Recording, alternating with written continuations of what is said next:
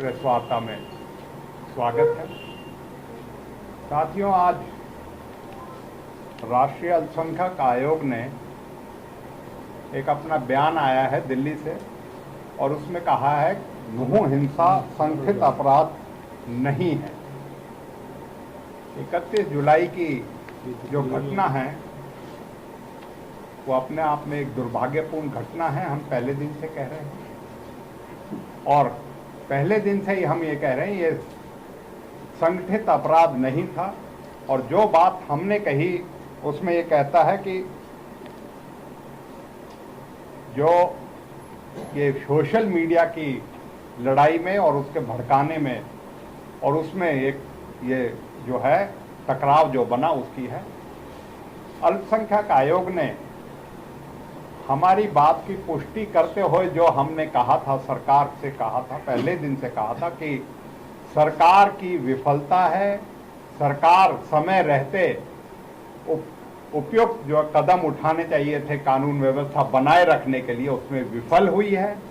और यह सरकार की विफलता ही थी जिसकी वजह से हम पहले दिन से ये मांग कर रहे हैं। स्थानीय विधायक भी हम मांग कर रहे हैं, कांग्रेस पार्टी भी ये मांग कर रही है कि इसकी न्यायिक जांच हो सिटिंग हाई कोर्ट के जज से। इस सारे प्रकरण की क्या वजूहात रहे, हिंसा के किसने हिंसा करी, कौन दोषी है और हिंसा में दोषी जो हैं उनको सजा मिले और निर्दोषों को इसमें ना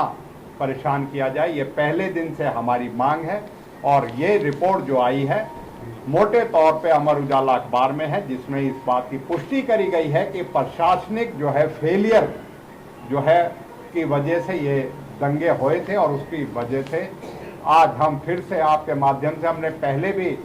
2-3 बार आपको इसी प्रेस वार्ता के माध्यम से हम अपने साथी विधायकों के साथ मिलके आपको इस बात के लिए अवगत कराया है। और आज भी हम यह मांग करते हैं कि जहां सरकार की अपनी विफलता है वहां सरकार कैसे न्यायोचित जो है न्याय लोगों को दे सकती है। दोषियों को दोष के अनुसार उनको सजा दी जाए, लेकिन निर्दोषों को इसमें बिना सबूत के जो फंसाया जा रहा है उस पर हमें पहले दिन भी एतराज था, हमने बीच में भी एतराज किया और आज भी आपके सामने हम कुछ ऐसे तथ्यों को आपके सामने बीच में पेश करेंगे जिससे कि आप सब लोगों को ये पता लगेगा कि हम क्यों न्यायिक जांच कर रहे हैं, क्यों सिटिंग हाई कोर्ट के जज से जांच कर रहे हैं। क्योंकि जब न्याय देने वाले प्रशासन और सरकार जो है भेदभावपूर्ण तरीके से जो अपना व्यवहार करेगी तो उसमें किस तरीके से हम न्याय करेंगे। जबकि सरकार ये कहती है कि हमने उच्च अधिकारियों की एक टीम, क्योंकि मैं और स्वयं चौधरी इलियास डीजीपी से मिले थे और हमने कहा था कि उच्च अधिकारियों की निगरानी में होनी चाहिए। वो कहते तो ये हैं उच्च अधिकारी को, लेकिन मैं एक आपके सामने उदाहरण पेश करूंगा कि किस तरीके से पहले दिन से नूह की पुलिस और हरियाणा सरकार अपनी कार्रवाई में न्याय तो देना दूर, हमें लगता है भेदभाव करके एक विशेष समुदाय के प्रति अपना जो है कर्तव्य निष्ठा ना निभा के उसके खिलाफ कार्रवाई कर रही है। साथियों, इस जो अल्पसंख्यक आयोग के सामने भी मैं एक बात कहूंगा कि उन्होंने दंगे की बात तो कही, पर उसमें दंगे के साथ साथ क्यों नहीं बात कही कि जिनका नुकसान हुआ है, जिनका दंगे में नुकसान हुआ, दंगे के बाद जिनका मकान दुकान और जिनके व्यवसायों को तोड़ के हजारों की संख्या में उनकी जो है रोजी रोटी छीन के उनका जिनका कसूर नहीं था उनके मकानों के लिए जो और उनका जो हनन हुआ है, उनका जो हुआ है उसके बारे में क्यों नहीं करी, क्यों निर्दोषों के बारे में कार्रवाई नहीं करी कि निर्दोष आदमियों के लिए करने के लिए इसमें कहीं ना कहीं आयोग की जो कार्रवाई है वो भी पूरी नहीं है। साथियों, मैं एक आपके सामने उदाहरण पेश करूंगा कि किस तरीके से हम पहले दिन से कह रहे हैं कि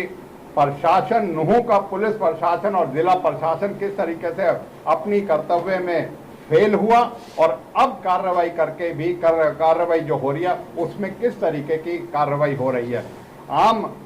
आदमी को तो फंसाना दूर है, एक विधायक को भी जबरदस्ती 4 केसों में झूठा फंसाने का मामला भी आपके सामने आया है। मामन खान का जो 4 मुकदमों में लिया गया। इसी के साथ साथ अरशद सन of Hanif, Deen Mohammad son of Shakoor, Rashid son of मजीद,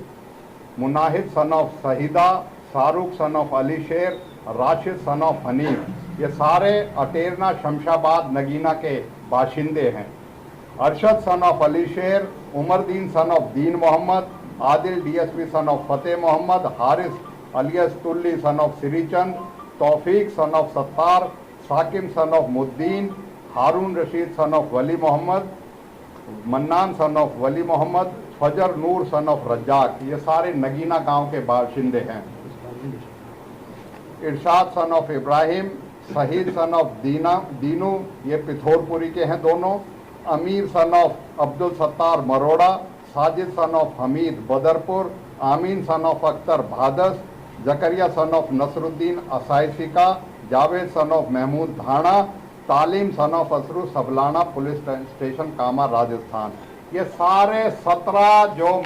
नामित हैं, 23 व्यक्ति जो हैं, जो नामी हैं, वो 17 एफआईआर जो पुलिस स्टेशन नगीना में दंगे के दिन जो 17 एफआईआर दर्ज करी थी, 17 के 17 मुकदमों में इन 23 को मुल्जिम बनाया गया है। 17 मुकदमों में 23 को मुल्जिम बनाया जाना, और उसमें 23 में से भी एक हारून रशीद सन ऑफ वली मोहम्मद है, ये 70% अपाहिज है, ये पोलियो से ग्रस्त है,